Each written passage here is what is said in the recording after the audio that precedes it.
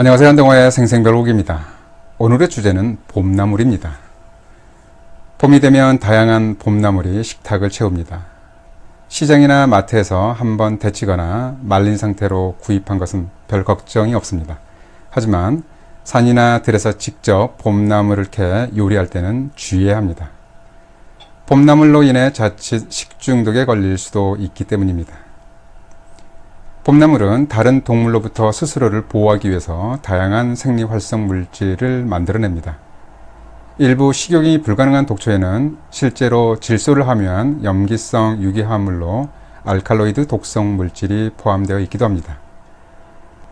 이러한 성분은 소량이면 도움이 될 수도 있지만 종류에 따라서 동물이나 사람을 죽일 수도 있습니다. 그래서인지 조상들은 대부분 나물을 생으로 먹지 않고 한번 데치거나 삶아 먹었고, 가을철 나물은 같은 과정을 거쳐 말려뒀다가 겨우내 먹었습니다. 대부분 이러한 성분들은 수용성이기 때문에 끓는 물에 데치면 녹아나고, 햇볕에 바짝 말리거나 수개월간 그늘에서 건조하는 과정에서도 독성이 줄어들기도 합니다.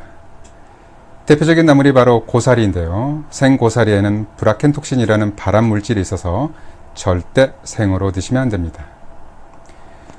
봄나물을 데칠 때 보면 보통 맹물을 이용하지만 간혹 소금이나 식초를 넣기도 합니다. 그런데 소금과 식초에는 약간 차이가 있습니다. 우선 독성을 제거하는 상황에서 보면 알칼로이드 독성분은 염기성 화합물로 산성 용액에서는 잘 녹지만 염기성 용액에서는 잘 녹지 않습니다. 그런데 식초는 산성 용액이고 소금물은 염기성 용액이기 때문에 식초가 독성을 제거하는 데 더욱 효과적입니다. 하지만 식초 같은 산성 용액을 제외하면 에탄올 등의 유기 용매에는 잘 녹지 않습니다. 식초물이 아니라면 그냥 맹물을 쓰는 것이 낫습니다. 알칼로이드 독성분은 수용성이기 때문에 물에 몇 시간만 담궈둬도 쉽게 녹아날 수 있습니다.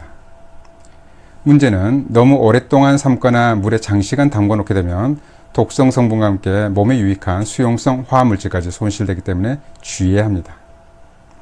물 대신 쌀뜨물을 이용해도 좋습니다.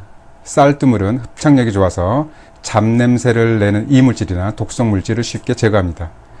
토란처럼 독성이 강한 경우 쌀뜨물에 된장을 약간 풀어주면 더욱 효과적입니다. 쌀뜨물은 도라지나 죽순의 아린 맛을 제거하는 용도로도 흔하게 사용되고 있죠. 독성을 제거하기 위해서 특정 재료를 넣기도 합니다. 한약의 독성을 제거하는 방법을 수치법이라고 하는데, 부자나 초처럼 독성이 강한 약재는 감초와 검은콩 끓인 물에 삶으라고 했는데, 이는 콩의 해독작용을 이용하는 것입니다. 보통 나물을 데칠 때 식초나 소금을 넣는 경우가 있는데요. 이 둘은 활용 목적에 따른 뚜렷한 차이가 있습니다.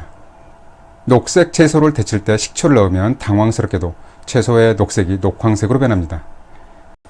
엽록소는 pH 6.5 이하의 산성 상태에서 마그네슘 이온이 수소 이온에 의해서 분자 구조가 변화돼서 황갈색으로 바뀌는 것입니다. 이 갈색 성분을 어려운 말로 페오피틴이라고 부릅니다. 푸른색 나물을 삶거나 데칠 때 소금을 넣는데요. 소금을 넣으면 나물의 색을 더욱 선명하게 만들어줄 수 있습니다. 소금은 나트륨과 나물 속의 엽록소, 클로로필이라고 하죠. 이 엽록소의 마그네슘 이온이 치환되면서 푸른색이 더욱 선명해집니다. 이때 소금물의 농도는 1에서 2% 정도가 적당합니다. 그런데 콩나물이나 도라지처럼 흰색을 띠는 경우는 소금이 아니라 식초를 넣어야 합니다. 이때 식초를 넣으면 색이 더욱 하얗고 선명하게 밝아집니다. 식초 첨가 비율은 약 3% 정도 농도면 적당한데요. 대략 물 1리터에 양조 식초 30ml 정도 비율로 넣으면 됩니다.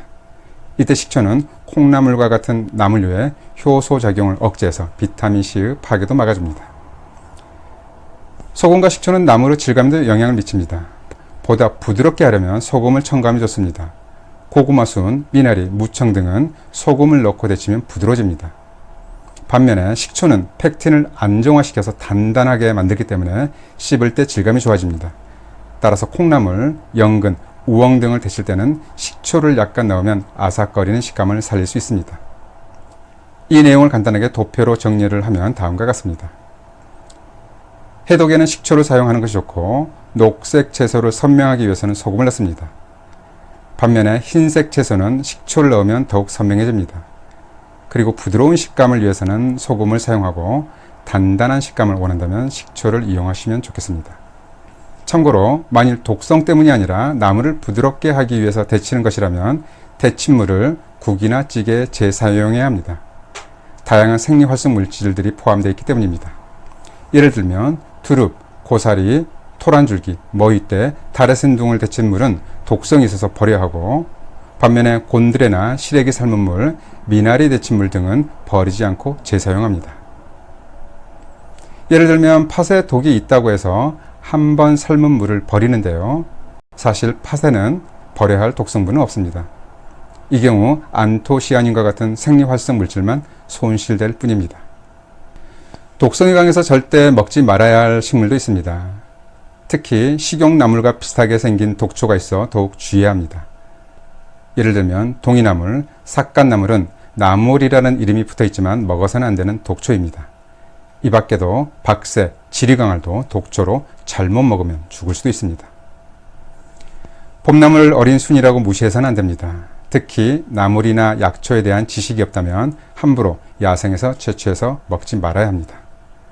봄나물은 알면 더할 나위 없이 맛있는 반찬이지만 모르면 독초가 될 수 있습니다. 또한 몸에 좋다는 봄나물도 한번 데쳐서 드시는 것이 안전하겠습니다. 나물을 데칠 때 식초와 소금을 잘 선택해서 맛있는 나물 반찬으로 건강한 봄을 보내시기 바랍니다. 잘 들어보셨죠? 그럼 오늘의 한동아의 생생별곡 마치겠습니다. 감사합니다.